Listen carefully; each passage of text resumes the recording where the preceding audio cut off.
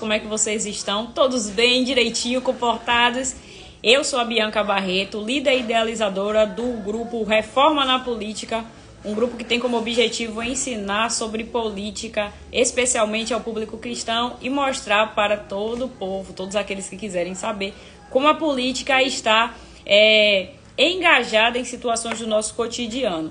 Hoje nós vamos falar sobre falsas denúncias de violência sexual e como o poder legislativo interfere, sendo bíblico ou não, como é que ele interfere no cotidiano de todos, inclusive do público cristão. Primeira matéria que eu vou trazer para vocês aqui é essa daqui, ó, de um adolescente de 13 anos que teve o seu pedido de interrupção de gravidez negado por causa do pai dela. O pai dessa adolescente decidiu intervir. Eu vou ler a matéria para vocês. Olha só.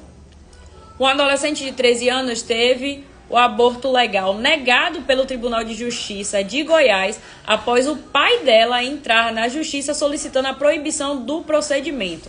A desembargadora responsável afirma que não foi confirmado o delito de estupro, o que contraria a lei que afirma que relações sexuais com menores de 14 anos são sempre consideradas estupros.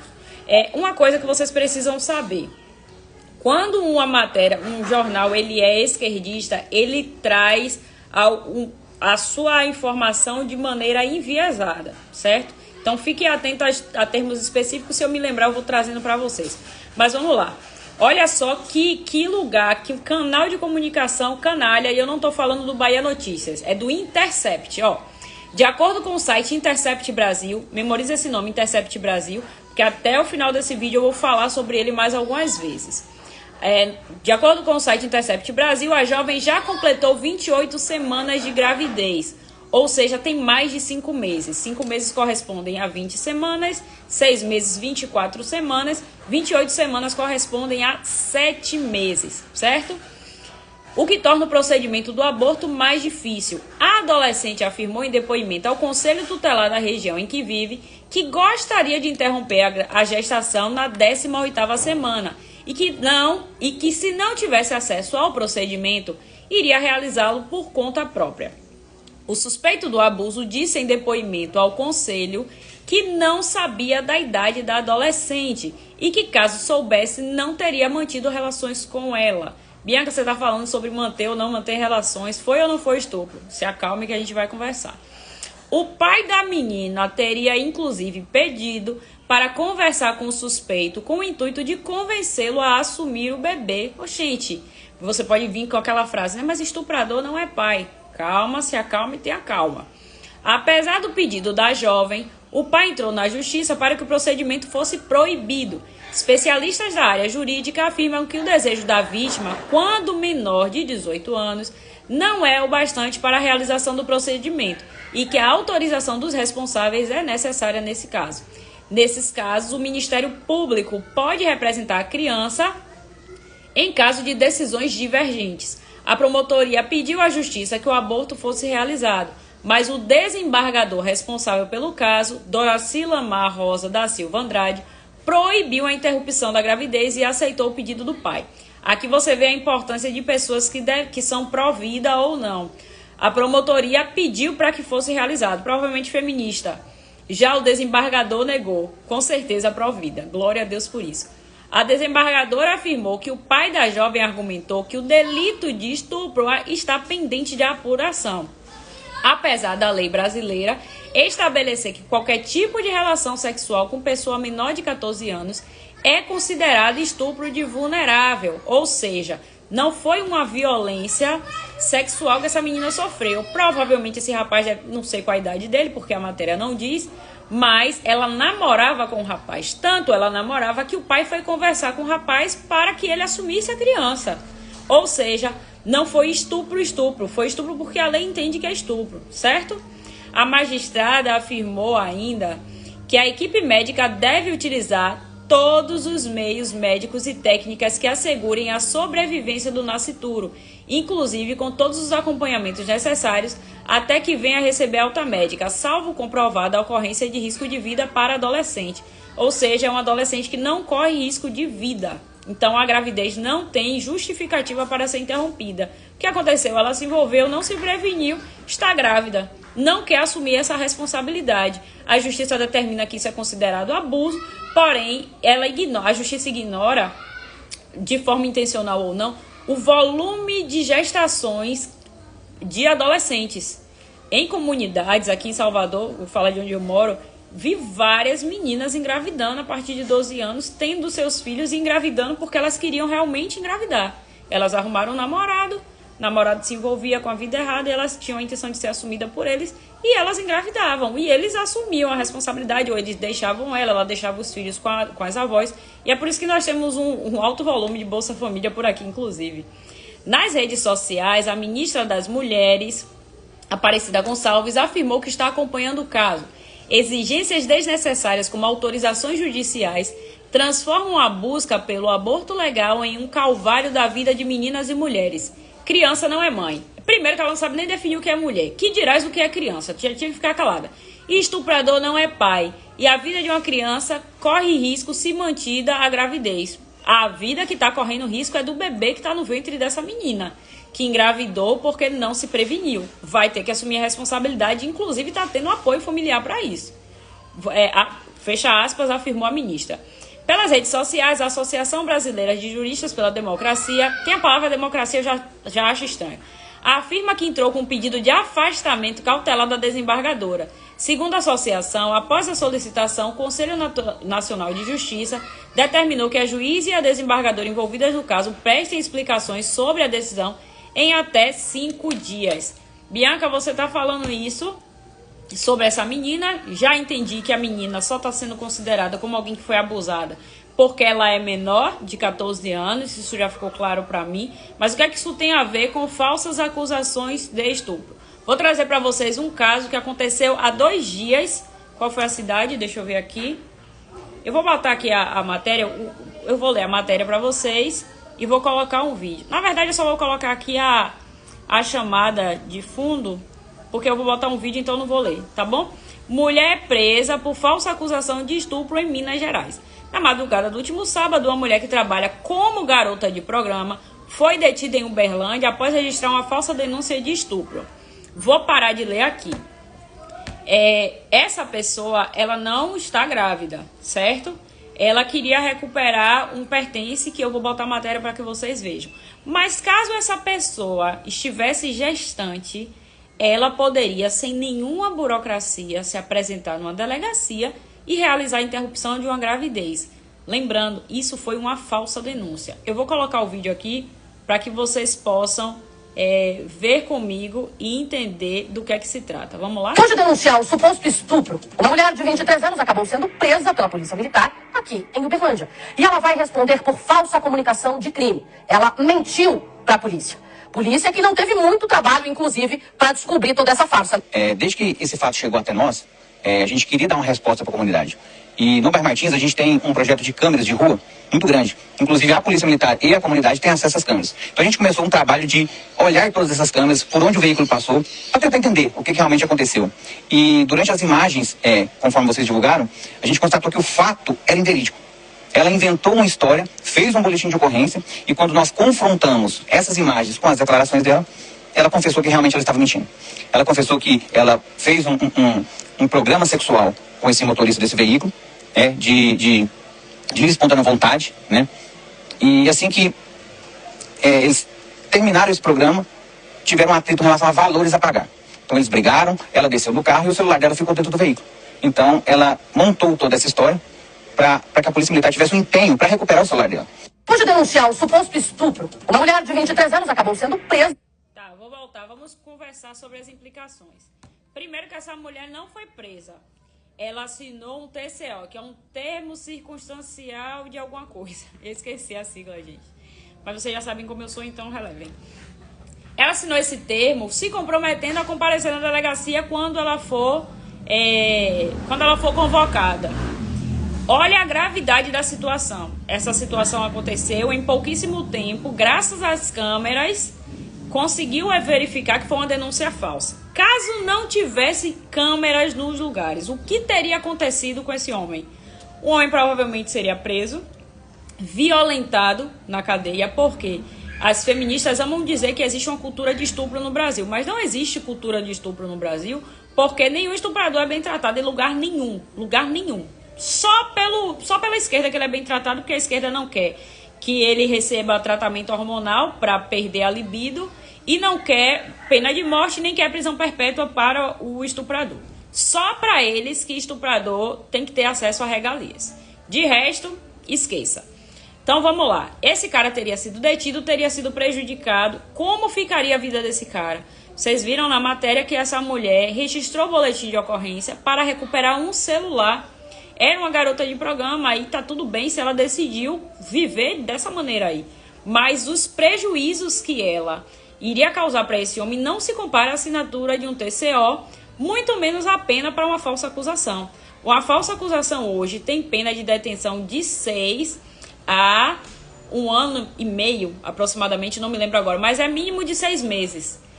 E uma mulher sendo detida por falsa acusação, que não acontece, ela nunca fica presa, ela não sofreria os mesmos danos que um cara. Uma pessoa presa por acusar falsamente alguém não terá o mesmo tratamento que uma pessoa que foi presa por violentar alguém. Vocês percebem a gravidade, vocês percebem como a palavra da vítima não deve ser considerada suficiente. É necessário fazer uma revisão desse tipo de coisa. A pena para acusação falsa deve ficar muito mais severa. Observe todos os prejuízos. Eu teria outros vídeos para trazer aqui, mas eu nem quis separar. Mas você já tem noção de todos os prejuízos que esse cara teria tido caso essa acusação tivesse prosperado. Então, assim, busquem os governantes, busquem o poder legislativo. Se você está vendo esse vídeo e não sabe a diferença de prefeito, vereador, como eu não soube um dia, vamos lá. Poder legislativo da nossa nação. Poder legislativo é Câmara de Vereadores, Câmara dos Deputados. Câmara de Vereadores é a esfera municipal. Câmara dos Deputados é estaduais. Assembleia Legislativa, é para deputados estaduais. E Câmara dos Deputados e senadores é esfera federal. Nesse caso aí, para fazer uma alteração nessa lei, você precisa recorrer aos deputados federais e aos senadores, para que eles comecem a rever a pena para falsas acusações, para que a partir disso a nossa nação comece a ficar mais protegida e as mulheres não fiquem fazendo acusações falsas, porque a gente já falou aqui sobre os prejuízos que pode provocar. Mas eu tinha dito a vocês para vocês lembrarem do nome Intercept. E eu falei também que a gente ia conversar hoje sobre a PL 1904. Eu não lembro se eu falei, porque esse vídeo aqui a tentativa é 1 milhão, né? Mas caso eu não tenha falado, vamos falar hoje sobre a PL 1904. E aqui, eu não sei se vocês vão lembrar desse caso, quando a mulher, não lembro agora se foi a desembargadora, acho que foi a promotora, fechei a notícia, gente. Ela disse que menina não é mãe, criança não é mãe, estuprador não é pai. Essa frase surgiu quando uma criança de 11 anos engravidou em Santa Catarina. E saiu um pedaço de um vídeo que eu não consegui baixar aqui, não consegui localizar, mas a juíza perguntava assim para a menina: o que é que se a gente pedir, você segura mais um pouquinho a gravidez? A menina disse que segurava. Segurar a gravidez seria a menina esperar um pouco mais, porque o bebê já tinha uns 7 meses. A menina tomaria remédios para a criança nascer pelo menos com 8 meses e ter mais condições de sobrevivência. Daí a Intercept pegou um trecho dessa, não me pergunte como, que eles não deveriam ter tido acesso, já que isso corria em segredo de justiça. A Intercept pegou um trecho dessa matéria em que a juíza perguntava se a menina aguentaria ficar mais um tempinho para ter esse bebê. A menina disse que sim. E a juíza perguntou para a menina sobre o pai do bebê. E todo mundo ficou horrorizado. Meu Deus, estuprador não é pai. Como assim pedir a opinião do pai? Você não parou para se perguntar por que é que a juíza estava tratando o abusador de forma humana? Vou mostrar para vocês por que foi que isso aconteceu. Olha só. O delegado afirmou que o pai do bebê era um adolescente. E essa informação foi intencionalmente ocultada pelo Intercept na época. Não apenas essa informação. O rapaz que engravidou essa menina de 11 anos era um adolescente de 14 anos. E esse adolescente não era um desconhecido, era um namoradinho dessa menina. Essa menina era filha de uma mulher, era filha de uma mulher que se casou com um homem que tinha um filho. Então ela era como se fosse irmã de consideração do rapaz que a engravidou. Ela engravidou do filho do padrasto. Mas isso a Intercept não contou. A Intercept preferiu tentar assassinar a reputação de uma juíza que estava tentando minimizar os traumas de toda a repercussão que o caso tinha trazido para a vida daquela criança. Eu vou ler a matéria aqui para vocês. A reportagem omitiu um importante elemento da narrativa que foi informado pelo delegado. Isso tempos depois, o aborto foi realizado. Alisson da Costa Rocha, policial civil de Santa Catarina, responsável pela investigação do caso. A criança teria ficado grávida após ter relações com um adolescente de 14 anos. Lembra que eu falei que, diante da lei, pessoas com menores de 14 anos são consideradas, se você tiver qualquer relação íntima com essa pessoa, é considerado estupro? Nesse caso foi um estupro mútuo. Por quê? Porque a menina tinha 11 anos e o menino tinha 14. O menino não era estuprador. Ao mesmo tempo, ele era estuprador e vítima, se você for observar o rigor da lei. Aqui, a Gazeta do Povo apurou também que o jovem é filho do padrasto dela, residem na mesma casa em que a menina morava. Lembra que, nesse caso, a justiça tirou a criança das mãos da mãe e a mãe foi lá, o Intercept postou esse trecho também, que a mãe pediu, pelo amor de Deus, para cuidar da filha em casa. A polícia estava investigando e tirou a menina de casa justamente por suspeitar que o abuso, suposto abuso ou abuso, encare como você quiser, tinha acontecido dentro do ambiente familiar e a mãe não quis contar.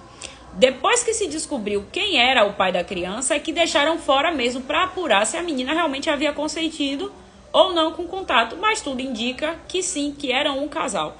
Aqui, filho do padrasto dela, que reside na mesma casa que a menina morava. O pedido para acolhimento institucional da criança... Cadê, meu Deus? Estou tentando subir aqui. Da criança determinado pela juíza Joana Ribeiro Zimmer, ou Zimmer, não sei escrever, partiu do Ministério Público justamente para afastar a menina do risco de novos abusos. Apesar disso, o trecho da reportagem, a menção do abrigo como um cárcere, a ocultação de informações sobre o perfil possível do ato sexual causa estranheza, uma vez que a matéria apresenta uma diversidade de pormenores. Na verdade, não causa estranheza. O Intercept, ele faz parte de um conglomerado que é abortista, feminista, progressista e todos os istas que você imaginar. Então, eles intencionalmente ocultaram essa informação porque esse caso abriria precedentes para que novas interrupções de gravidez fossem aprovadas, usando justamente o fato de em determinado ano, a menina passou por uma situação semelhante e a justiça liberou. Então, há precedentes legais para que isso volte a ser liberado. É assim que funciona. E agora, deixa eu ver se eu tenho mais alguma coisa da Intercept para mostrar aqui para vocês, mas eu acho que eu não tenho não. Cadê? Tá aqui, Delegado diz que menores podem responder por ato infracional. Em entrevista à Gazeta do Povo, isso ainda é o mesmo delegado. O delegado Alisson da Costa afirmou que o ato sexual entre a menina e o adolescente que a engravidou não foi uma excepcionalidade. O relacionamento afetivo entre os dois era mantido anterior à concepção, ou seja, eles eram namoradinhos. De acordo com o artigo 217-A do Código Penal, a prática sexual com menores de 14 anos configura crime de estupro de vulnerável, com previsão de até 15 anos de prisão. Entretanto, menores de idade são penalmente inimputáveis, ou seja, não respondem criminalmente por nada, de acordo com a Constituição Federal e o Estatuto da Criança e do Adolescente, ECA.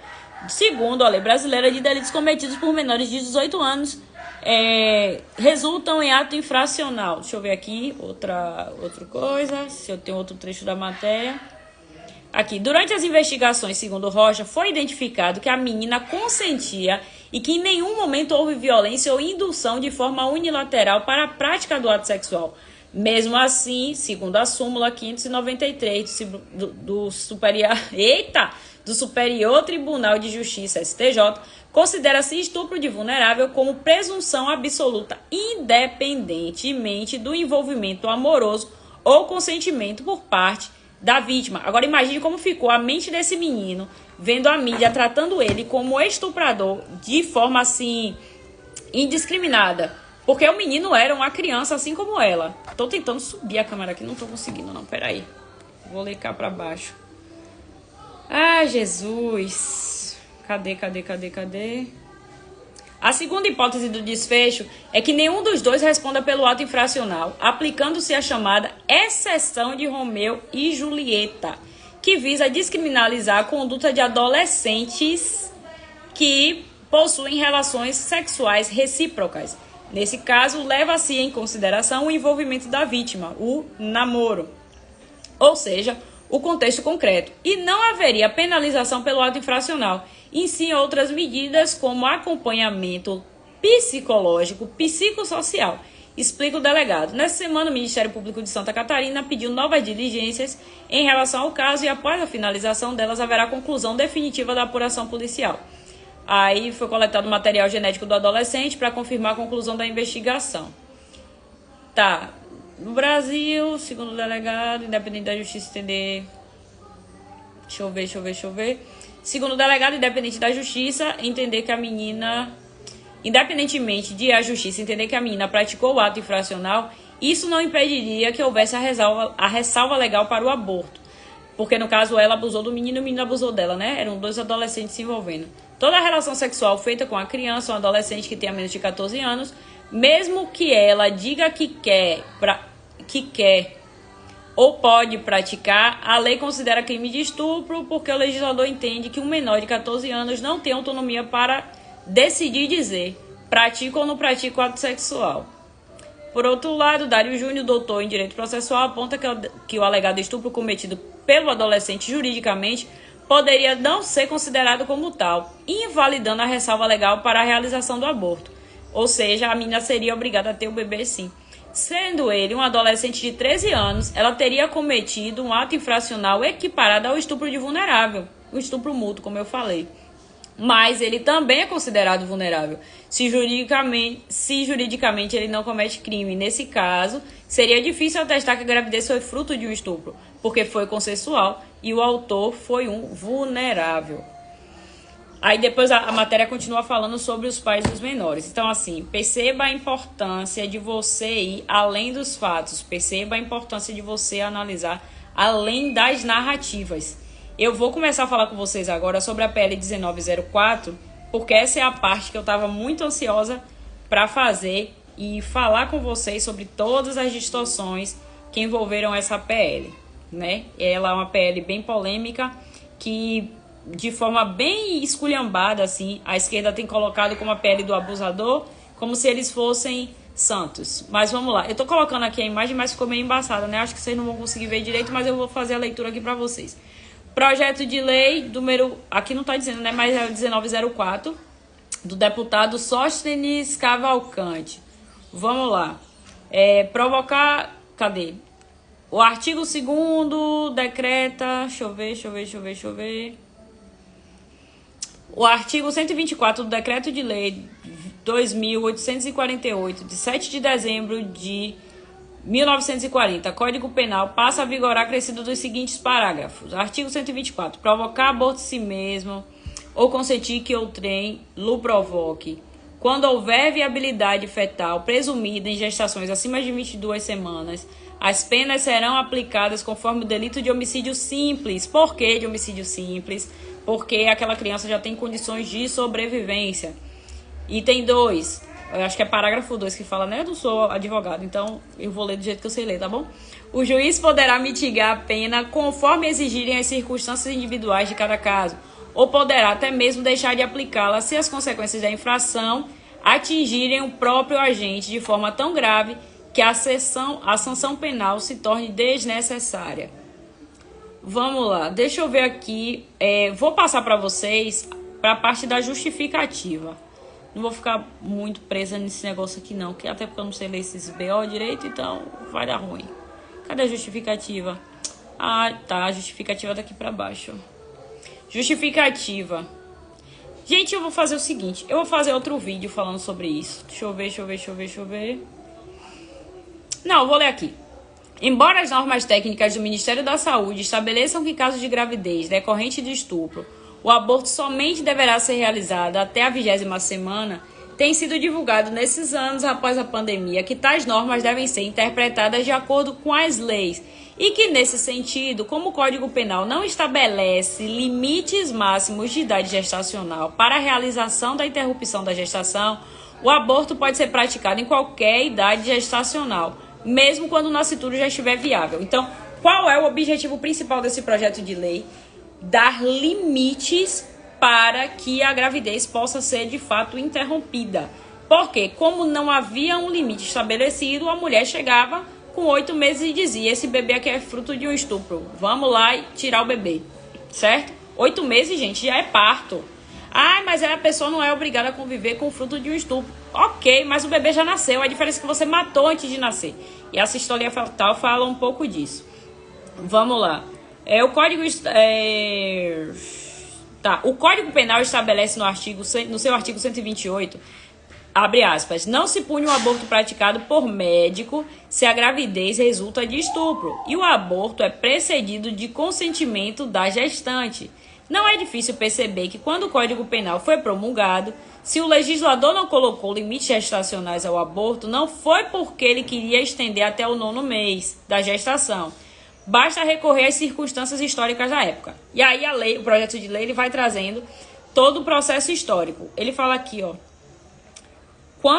Em 1940, quando o código foi promulgado, o aborto no último trimestre era uma realidade impensável. Qual é o último trimestre? Vamos lá, primeiro trimestre 3 meses, segundo trimestre 6 meses, terceiro trimestre 9 meses.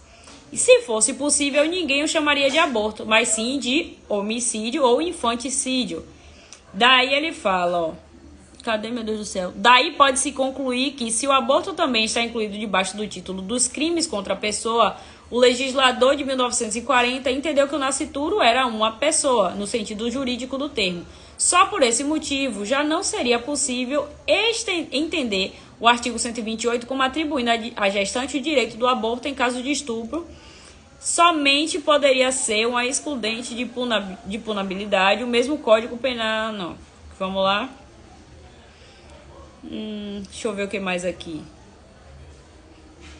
Se o nascituro é uma pessoa, como foi reconhecido pelo legislador, jamais o legislador admitiria que houvesse o direito de matar uma pessoa inocente para resolver um problema de segunda pessoa, por mais grave que fosse causado por uma terceira pessoa. Mas iniciativa... Tá, cadê, meu Deus do céu? Aqui, ó. De fato, os serviços de aborto em caso de estupro foram iniciados no Brasil em 1989, não pela iniciativa de juristas interessados em corrigir uma lacuna já apontada e discutida pela doutrina, mas por iniciativa da militância a favor do aborto, que usou a ideia de que o aborto, nesses casos, seria um direito e que a autoridade pública havia se omitido durante 50 anos no oferecimento do serviço correspondente. Aí ele traz mais contexto histórico. Ele fala aqui sobre o Dr. Jorge Adalaft, adotou como protocolo de aborto que seria oferecido a mulheres grávidas até o 3º mês de gestação e que a apresentação do boletim de ocorrência e laudo do Instituto Médico Legal comprovando a ocorrência do estupro. Ou seja, quando o... Cadê, meu Deus do céu? Foi criado o programa... Tá. No dia 8 de março de 1989 foi criado o programa Aborto Legal por Estupro, certo? Reconhecia que a mulher precisava trazer boletim de ocorrência e laudo do Instituto Médico Legal. Acompanhe esse rolê aí. Depois disso, em novembro de 1998, José Serra, o ministro da Saúde em exercício, publicava a norma técnica, abre aspas, prevenção e tratamento dos agravos resultantes da violência sexual contra mulheres e adolescentes. Além disso, o que é que aconteceu a partir desse momento aqui, de 98? Dispensava-se a apresentação do laudo do Instituto Médico Legal e era necessário que a mulher apresentasse apenas boletim de ocorrência, que não requereria a apresentação de provas para ser emitido. Ou seja, a mulher chega em uma delegacia qualquer disso, foi violentada, vai pegar o boletim de ocorrência, não precisa ir, aqui é do IML, né? Instituto Médico Legal. Aqui é IML Nina Rodrigues. ela não precisa ir lá fazer o exame de corpo de delito, ela vai chegar no hospital com um boletim de ocorrência simples, apresenta. E isso a partir de 1998. Olha só, vamos fazer o retorno. Em 1989, a cartilha Programa do Aborto Legal por Estupro exigia a apresentação de boletim de ocorrência e laudo do IML. Em 98, José Serra, que era ministro da Saúde, criou uma nova norma em que a mulher não precisava mais do laudo, apenas do boletim de ocorrência. Depois disso, a partir de 11 de maio de 2004, o hospital passou a exigir, para a realização do aborto, apenas o consentimento da mulher ou, em caso de incapacidade, o seu representante legal e o RG. No dia 15 de dezembro de 2004, o ministro da Saúde, Humberto Costa, publicou uma nova norma técnica, intitulada Norma Técnica de Atenção Humanizada ao Abortamento. E diz o seguinte, onde ele estava declarando o seguinte: Código Penal não exige qualquer documento para a prática do abortamento. Nesses casos, e a mulher violentada sexualmente não tem o dever legal de noticiar o fato à polícia. Deve-se orientá-la a tomar as providências policiais e judiciais cabíveis. Mas caso ela não faça, não deve ser negado a ela o abortamento. Ou seja, abriu-se a porteira do inferno. Inclusive, tem várias feministas que ensinam a fazer isso. Gente, eu não estou mudando a tela aqui, porque eu acho que eu não fiz print dessas telas aqui. Então, eu estou lendo no meu celular, tá certo? Mas se você quiser, você pode baixar no site do... Você pode me pedir no direct, ou eu vou colocar algum link aí, em que você consegue achar ele todo marcadinho do jeito que tá aqui no Drive, tá bom? Vamos lá. Circulou... no mesmo mês, estão voltando, 15 de dezembro de 2004, certo? No mesmo mês, o ministro Humberto Costa reeditou a norma técnica publicada em 1998 por Serra, lembra? Serra pedia o quê? Apenas boletim de ocorrência. A nova edição da norma, também denominada Prevenção e Tratamento dos Agravos Resultantes da Violência Sexual contra Mulheres e Adolescentes, embora já estivesse entrada em vigor substituindo a anterior, não foi divulgada pelo Ministério da Saúde, ou seja, eles começaram a aprovar medidas silenciosamente. Vamos lá. Circulou apenas sigilosamente entre os hospitais que ofereciam os serviços de aborto em caso de violência, até que finalmente, depois de 6 meses, apareceu em abril de 2005, não oficialmente e sem explicações, no site do Conselho Regional de Medicina do Rio de Janeiro. Segundo a nova norma, o aborto deveria ser oferecido até a 20ª semana de gestação. Lembra que lá atrás eu falei com vocês que a primeira norma técnica permitia o aborto até o 1º trimestre só, ou seja, com 3 meses por dia. O cara vai, tira a exigência do boletim de ocorrência, do laudo do IML e aumenta o prazo para interrupção do aborto de 3 meses para 5 meses, porque 20ª semana é 5º mês gestacional, certo? Na página 16 da nova norma técnica, podia-se ler que, abre aspas, boletim de ocorrência policial registra a violência para conhecimento da autoridade policial, que determina a instauração do inquérito e da investigação.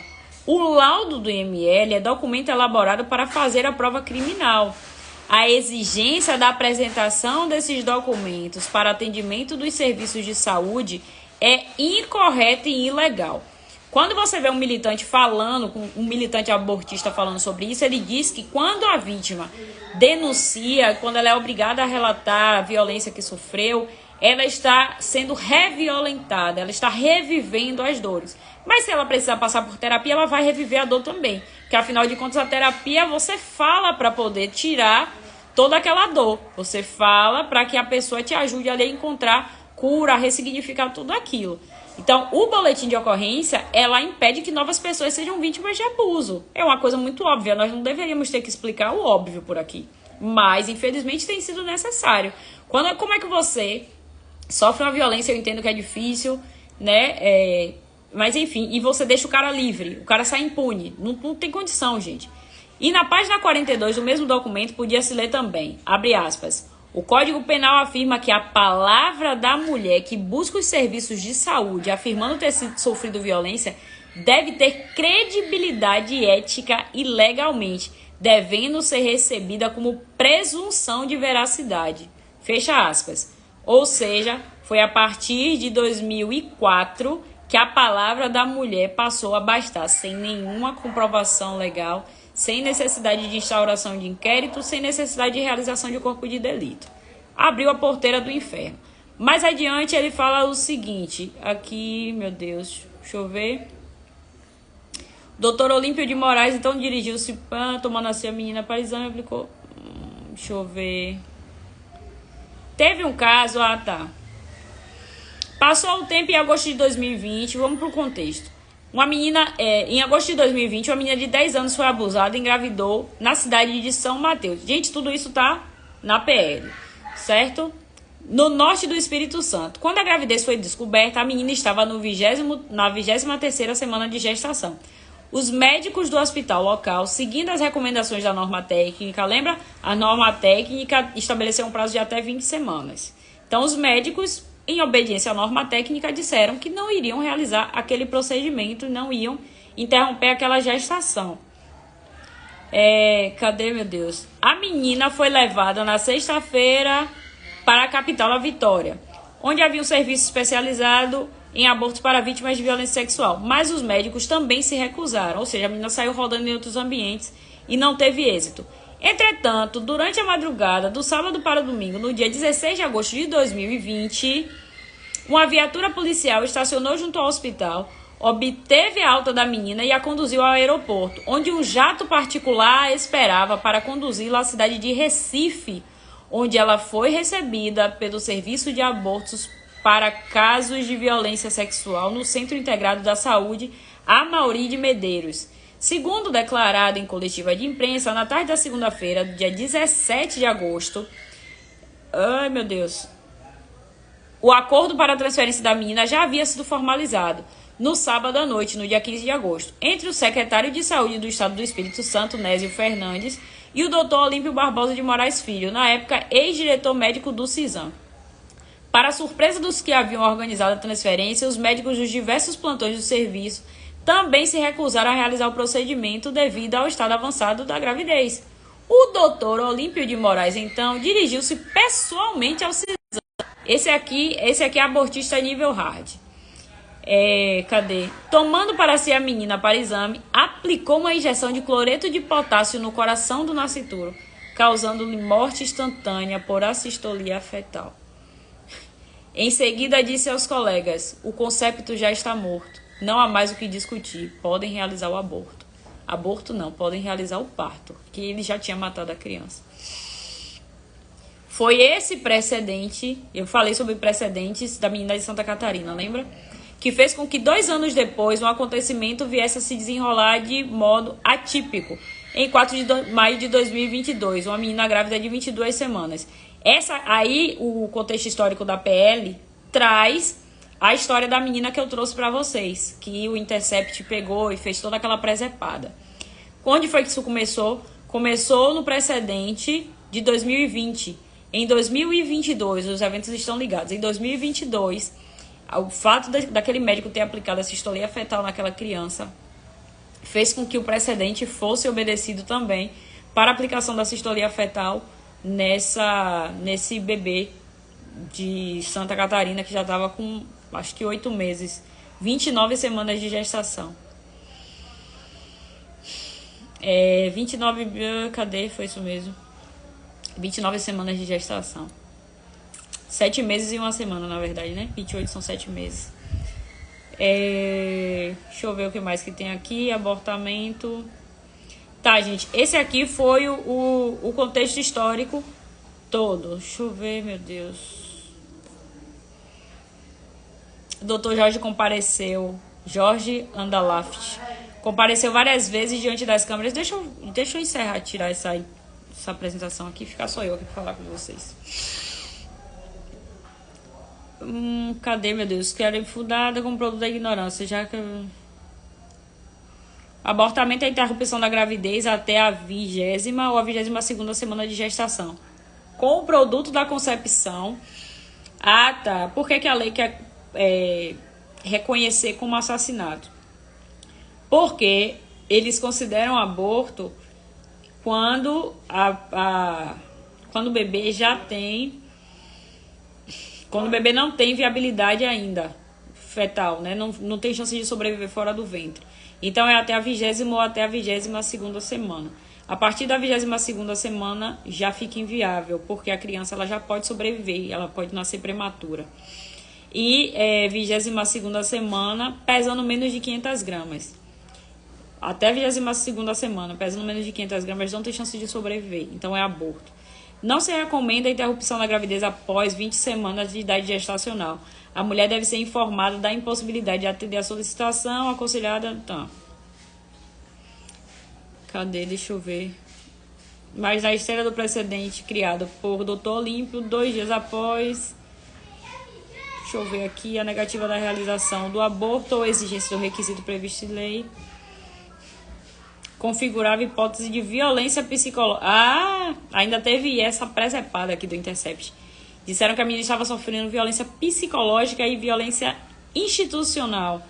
O documento exigia, que eles conseguiram uma determinação judicial, que em razão da urgência, eles tinham até o dia seguinte, dia 23 de junho, às 12 horas, para interromper a gestação. E, de fato, né, o Ministério Público conseguiu assassinar esse bebê no ventre da mãe dele no dia 22 de junho. Uma mãe de 11 anos, com um bebê de 7 meses e 1 semana, teve um parto. Ela matou o filho e tirou do ventre. Foi isso. Ela vai ter que conviver com isso. O pai da criança, lembra? Tinha 13 anos e vai ter que conviver com isso também. Com o fardo de ter sido reconhecido como alguém que foi estuprador. Quando, na verdade, foi um estupro mútuo, já que ambos eram menores de 14 anos. Um ano depois, em junho de 2023, né, como estamos hoje, o Ministério Público de Santa Catarina publicou uma cartilha de atenção humanizada às meninas e mulheres em situação de interrupção legal da gravidez em Santa Catarina. Dirigida dessa vez não apenas ao hospital universitário, mas a todos os profissionais da saúde do Estado, onde definia-se que o aborto o que é o aborto e não se estabelecia qualquer limite de idade gestacional ou peso do nascituro para sua realização. Vamos ver o que é o trecho do documento. Abre aspas. A interrupção legal da gravidez consiste na interrupção proposital de uma gestação sem a intenção de produzir um neonato vivo, um bebezinho, nas situações em que a legislação brasileira permite. De acordo com as normas técnicas do Ministério da Saúde, nos casos de gravidez decorrente do estupro, a recomendação é que a interrupção aconteça entre a 20ª e a 22ª semana. No entanto, importa evidenciar que as normas técnicas devem ser interpretadas à luz das leis e das evidências científicas. Sendo assim, por não haver previsão de limite no Código Penal brasileiro, também não há limite máximo de idade gestacional para a interrupção da gestação. Quando há viabilidade fetal, orienta-se que seja realizado um procedimento de indução de assistolia fetal previamente à indução do parto, cabendo aos serviços organizados para que o procedimento seja garantido. Ou seja, passou das 22 semanas, ninguém precisa ver o bebê chorando não, mata e tira morto. É assim que esses psicopatas fazem. Qualquer gestante pode realizar um aborto em qualquer idade gestacional, bastando apenas informar ter sido vítima de violência sem necessidade de apresentar provas ou documentos. Aos nascidos... Agora vamos ver uma declaração aqui. Gente, são 19 páginas, então eu tô pulando um monte de coisa aqui. Mas é basicamente isso, gente. O objetivo da PL é garantir que a criança ela tenha chances de sobreviver, que seja entregue para adoção. E isso é política. Você que é cristão, você não precisa fazer uma campanha de oração para que Deus mude o coração daquele médico e não mate a criança, para que Deus mude o coração dos promotores, dos juízes, dos ministros. Você precisa votar bem. Você precisa entender que isso aqui é política. Não adianta você... Por isso que você precisa entender, não tem como você ser cristão de esquerda, porque a esquerda defende isso aqui. Se ela é abortista, você está colocando um abortista para te representar legalmente. O poder legislativo, ele vai legislar de acordo com a convicção dele, não com a sua convicção. Você precisa conhecer o plano de governo do partido, o projeto dessa galera, conhecer quais são os critérios que eles usam para governar, para a partir disso você dar o seu voto, porque eles não vão lembrar de vocês, não sabem quem vocês são. Vocês votaram nele, ok, neles, né? Ok, mas eles não têm obrigação nenhuma de suprir as suas expectativas eleitorais. Então, não adianta você dizer que é pró-vida e votar no abortista. Você é abortista, você coopera. Como é que você vai dizer que é contra o assalto, mas você dá arma pro bandido? Não tem como. Isso é impossível. Inclusive, quem quer legalizar a maconha é assim, viu? Você tá dando arma pro bandido. Ai, meu Deus, é isso. Eu não vou ler mais não, que eu já fiquei coisada aqui com essas informações. Mas eu queria trazer pra vocês. Provavelmente esse vídeo vai ficar na coletânea na playlist Gabinete dos Fatos. Não sei. E é isso. Até a próxima.